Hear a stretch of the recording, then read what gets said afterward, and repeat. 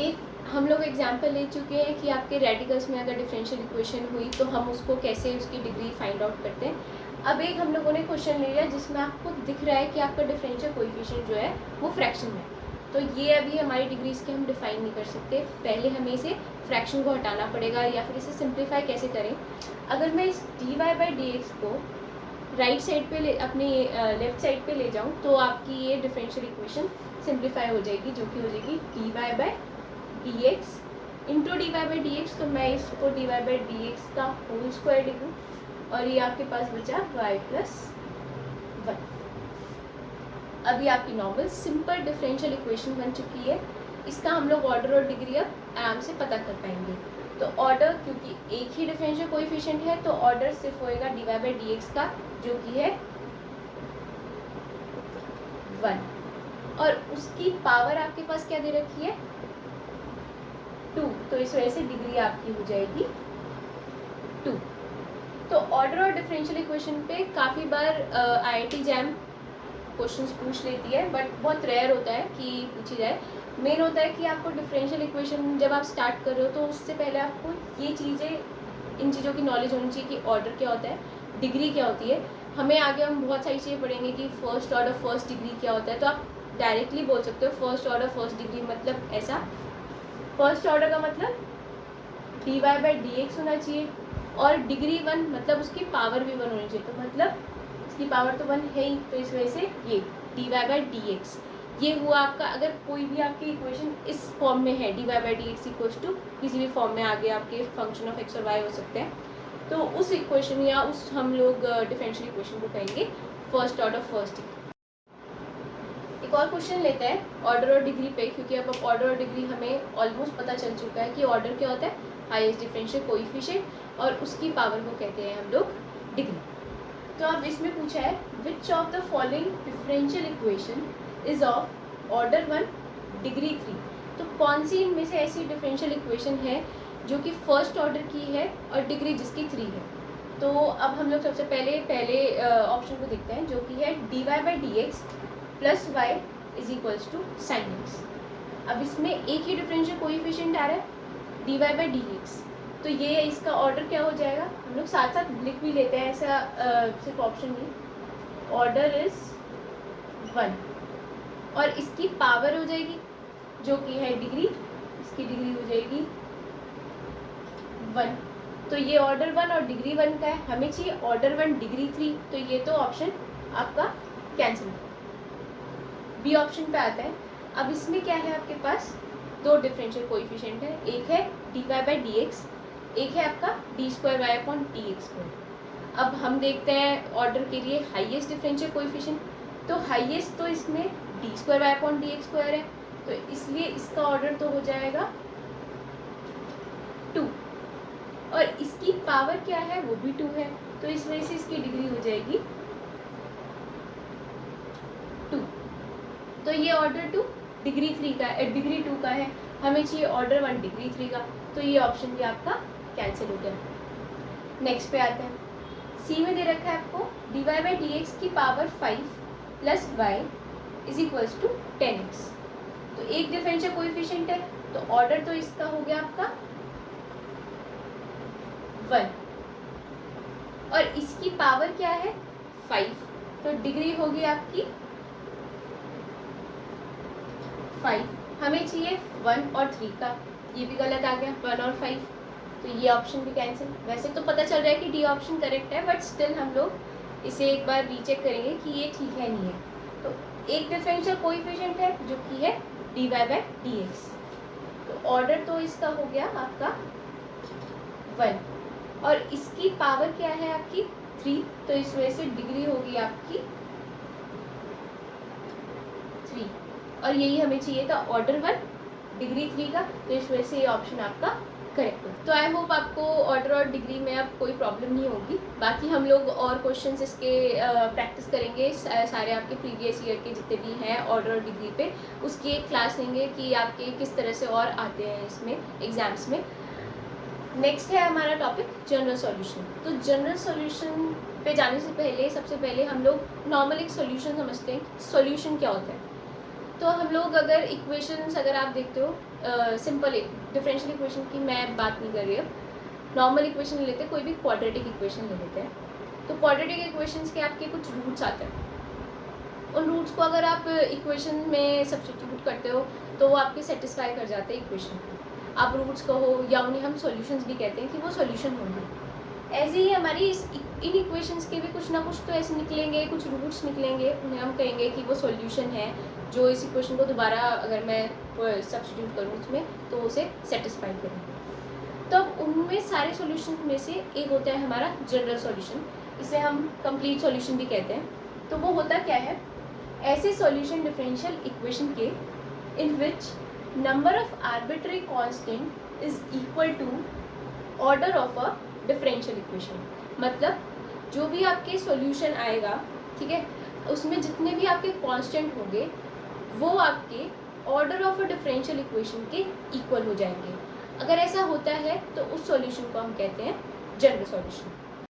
तो अब इसका एक एग्जांपल लेते हैं कि आपका कैसे आपको पता चलेगा कि ये आपका जनरल सॉल्यूशन है। तो मैं एक अभी सिंपल एग्जांपल ले रही हूँ, v is equals to a r plus b, जहाँ पर a और b आपके कांस्टेंट है। तो हम ये कह रहे हैं ये जो भी है is the general solution of differential equation d square b upon d r square plus 2/r d v upon d r is equals to 0। तो मैं ये कह रही हूँ कि ये जो है आपका v is equals to a r plus b, ये आपका जनरल सॉल्यूशन है इस डिफरेंशियल इक्वेशन का। डिफरेंशियल इक्वेशन क्या है, d square v upon d r square plus 2/r d v upon d r is equals to 0। अब ये कैसे पता चलेगा कि ये जनरल सॉल्यूशन है नहीं है, तो हम देखेंगे कि इसमें जो जनरल आपका सॉल्यूशन जो है इसमें कितने आर्बिट्री कांस्टेंट है। तो हमें ये दे रखा था कि a और b आपके दो कांस्टेंट हैं, तो इसमें आपके दो कांस्टेंट हैं। अब इसमें हम देखेंगे ऑर्डर, अगर आपके आर्बिट्री कांस्टेंट जो है सॉल्यूशन में वो डिफरेंशियल इक्वेशन के ऑर्डर से मैच हो जाते हैं या इक्वल आ जाते हैं, तो हम ऐसे सॉल्यूशंस को कहेंगे कि वो जनरल सॉल्यूशन बना देंगे। तो टू आर्बिट्री कांस्टेंट, अब देखते हैं इसका ऑर्डर। ऑर्डर के लिए highest differential coefficient d square v upon d r square, एक आपके पास है डिफरेंशियल कोएफिशिएंट, एक है d v upon d r. तो इस वजह से इनमें से आपका हाईएस्ट है d square v upon d r square. तो ऑर्डर हो गया आपका इसका 2। और आपने यहाँ देखा कि आपके पास आर्बिट्री कांस्टेंट भी दो ही है, that is equals to number of arbitrary constant. तो अगर ये दोनों इक्वल है, ऑर्डर और नंबर ऑफ आर्बिट्री कांस्टेंट, तो ये जो आपका बना सॉल्यूशन, ये आपका जनरल सॉल्यूशन बन गया इस डिफरेंशियल इक्वेशन का। तो मेन बस ये था जनरल सॉल्यूशन कैसे पता लगाएं। अगर आपके पास कोई भी सॉल्यूशन दे रखा है, उसके आप देख लें कि उसमें कितने नंबर ऑफ आर्बिट्री कांस्टेंट है। अगर वो order of a differential equation से मैच कर जाता है तो वो आपका हो गया आपका जनरल सॉल्यूशन। लोगों ने एक रिजल्ट पढ़ा है कि नंबर ऑफ आर्बिट्री कांस्टेंट जितने भी आपके सॉल्यूशन में होते हैं वही आपका डिफरेंशियल इक्वेशन का ऑर्डर हो जाता है। तो उसमें जाने से पहले कि आप अगर आपको सॉल्यूशन दे रखा है और आपको ऑर्डर निकालना है, उसका भी एक क्वेश्चन हम कराएंगे। उससे पहले मैं एक ये चीज़ बताऊंगी कि अगर आपको सिर्फ सॉल्यूशन दे रखा है और उससे आपको डिफरेंशियल इक्वेशन फॉर्म करनी है तो हम कैसे करते हैं, क्या स्टेप्स होते हैं उसको करने के लिए। तो एक क्वेश्चन ले लेते हैं हम उसका, y is equals to C E की पावर x। तो ये आपको एक दे रखा है कि ये कोई सॉल्यूशन है, इसकी डिफरेंशियल इक्वेशन आपको फॉर्म करनी है, ठीक है। तो यहाँ पर हमें एक चीज़ पता चल रही है कि c एक कांस्टेंट है इसके अंदर। हमने रिजल्ट पढ़ा है नंबर ऑफ आर्बिट्री कांस्टेंट जो होंगे उतना ही आपका डिफरेंशियल इक्वेशन का ऑर्डर होगा। एक कांस्टेंट है तो ऑर्डर भी हो जाएगा आपका 1। ऑर्डर 1 मतलब कि हाई जो भी डिफरेंशियल कोएफिशिएंट है वो dy बाय dx, तो मतलब उसमें आपका होगा ही होगा, उस डिफरेंशियल इक्वेशन में dy बाय dx होगा ही होगा, और उससे छोटा नहीं हो सकता क्योंकि उससे बड़ा नहीं हो सकता, क्योंकि ये कह रहा है कि सिर्फ एक ही कांस्टेंट है और उतना ही ऑर्डर होगा। तो मतलब यही आपका हाईएस्ट डिफरेंशियल कोएफिशिएंट भी बनेगा dy बाय dx। डिग्री की हम अभी इसमें कोई बात नहीं कर रहे हैं, सिर्फ ऑर्डर की बात करते हैं। ऑर्डर होगा 1 तो वो आपका dy बाई डी एक्स के बराबर हो जाएगा। ठीक है, अब dy बाई डी एक्स हम लाए कैसे, इस इक्वेशन से हमें dy बाई डी एक्स मतलब एक डिफरेंशियल इक्वेशन फॉर्म करनी है। dy बाई डी एक्स कैसे आ सकता है, अगर मैं दोनों साइड डिफरेंशिएट कर दूँ विद रिस्पेक्ट टू x तो यहाँ आपको एक dy बाई डी एक्स तो मिल ही जाएगा। तो starting with this differentiating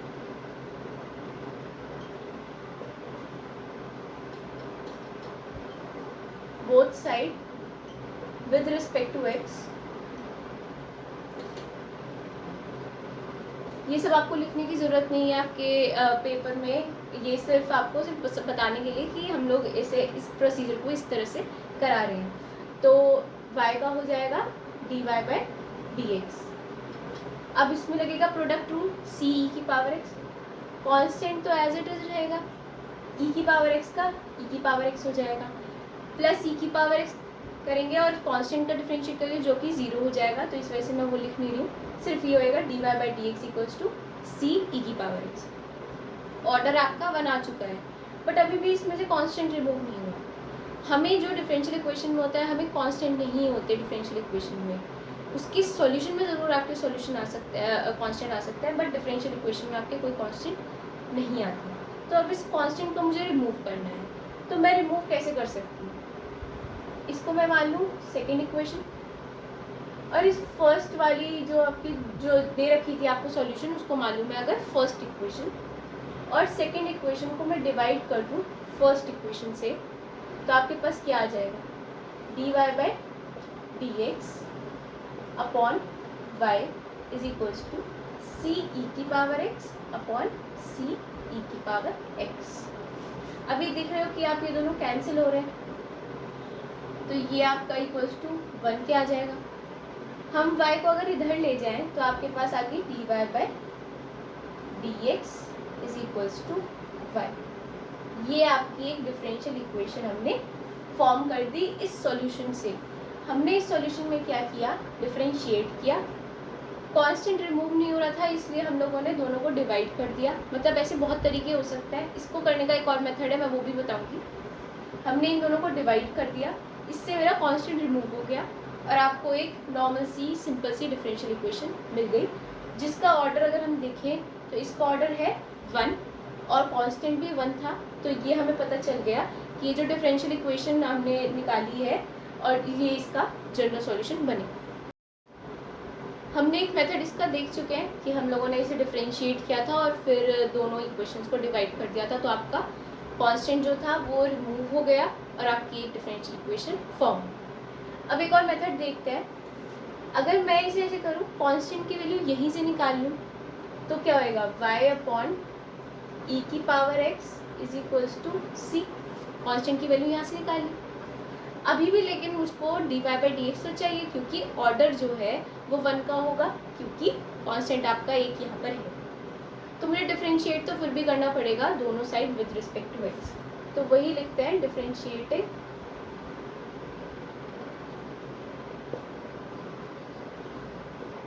with respect to x। तो ये आपका हो जाएगा, यहाँ डिवीजन रूल लगेगा, डिवीजन रूल लगेगा तो e की power x as it is, y का हो जाएगा dy by D x minus y as it is, e की पावर x का हो जाएगा e की पावर x अपॉन e की पावर x का होल स्क्वायर, तो e की पावर x का होल स्क्वायर, और कांस्टेंट तो हमारा 0 हो गया। अब e की पावर x का होल स्क्वायर यहाँ जाएगा तो वो भी 0 हो जाएगा, तो हमारे पास बची e की power x dy by D x minus Y E की power x is equals to 0। ये हमारे पास बची। अब अगर हम ये देखें, अब इसमें से हम e की पावर x कॉमन ले सकते हैं, तो e की पावर x कॉमन ले लेते हैं। ये आएगा आपके पास dy by D x minus y is equals to 0। अब एक चीज़ और हमें पता है कि आपके पास कभी भी किसी दो का प्रोडक्ट अगर 0 हो तो उनमें से कोई एक आपका 0 होना चाहिए। तो अब या तो e की पावर x 0 होगा या फिर dy by D x minus y ये 0 के इक्वल होगा। अब एक और आप आज जानते होंगे, तो एक्सपोनेंशियल फंक्शन कभी भी ज़ीरो नहीं होगा। तो इसका मतलब ये तो ज़ीरो नहीं हो सकता, इसका मतलब dy by D x minus y zero होगा। तो ये हमारी डिफरेंशियल इक्वेशन बन गई। वही हमने फाउंड आउट करी थी पहले वाले मेथड से, जो कि आई थी dy by D x equals to y. अगर यहाँ ले आएंगे dy by D x minus y equals to zero, वही आ जाएगी। ऑर्डर वन की है, कांस्टेंट वन है, ऑर्डर वन है, तो ये हमारी डिफरेंशियल इक्वेशन इससे भी निकल गई। तो मेथड आपके वही है, मतलब मेथड आपके काफ़ी सारे हो सकते हैं, बट स्टेप्स वही रहेंगे कि आपको कांस्टेंट रिमूव करना है और डिफरेंशियल इक्वेशन आपको निकालनी है। तो अब एक और क्वेश्चन देखते हैं, जिसमें आपको दे रखा है कि जो y is equals to E की power X A cos X plus B sine X, ये जो है आपका सॉल्यूशन है। ये किसका सॉल्यूशन है, उस डिफरेंशियल इक्वेशन को आपको निकालना है।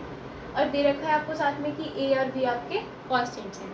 तो अब मुझे एक चीज़ तो पता चल गई, दो कांस्टेंट, तो मतलब ऑर्डर आपका 2 होगा।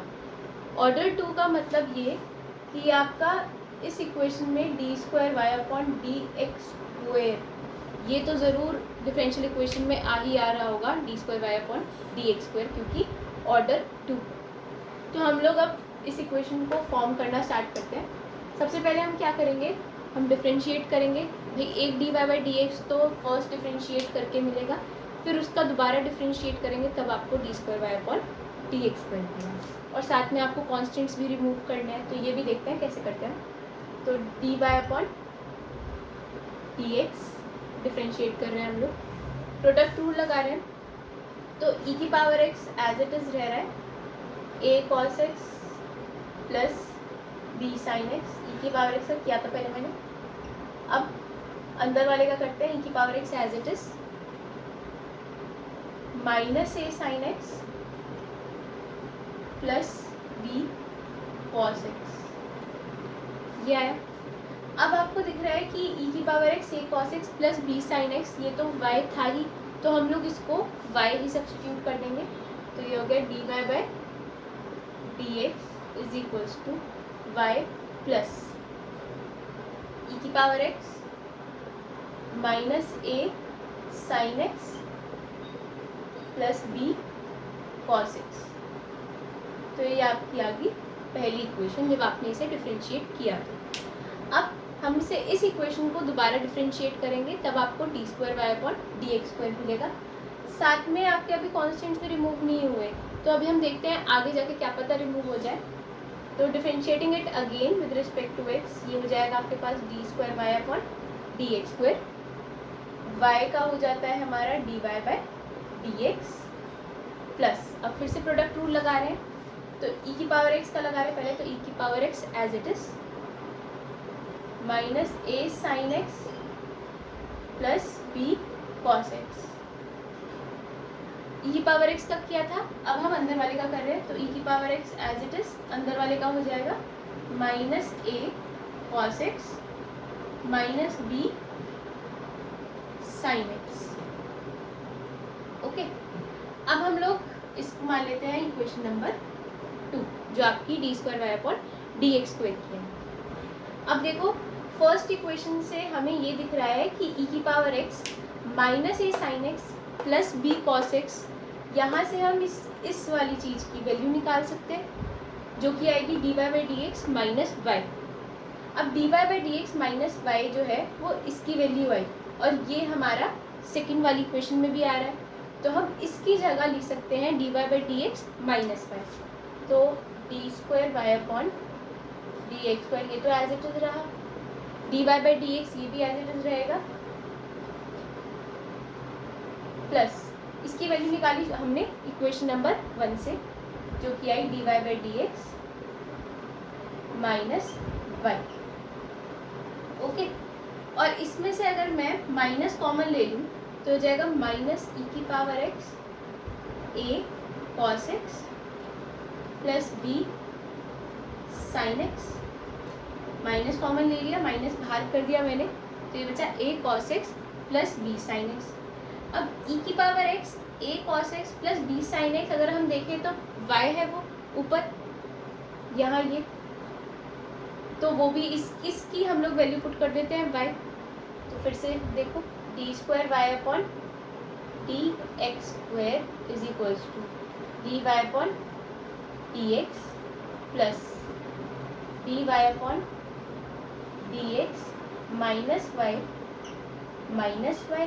माइनस था ई की power X A cos X plus B sine X को हम लोगों ने वाई लिखा ऊपर से। अब देखो, अब आपके पास एक इक्वेशन बन के आ रही है जिसमें आपके कॉन्स्टेंट्स भी इन्वॉल्व नहीं है। इसको हम लोग कर लेते हैं सिंप्लीफाई। तो ये आया था, हम इसे सिंप्लीफाई करते हैं अपना d square Y upon D x square, d Y by D x यहाँ पर और d Y by D x यहाँ पर है, तो ये हो जाएगा 2 d Y by D x minus Y, तो ये हो जाएगा माइनस के 2 वाई।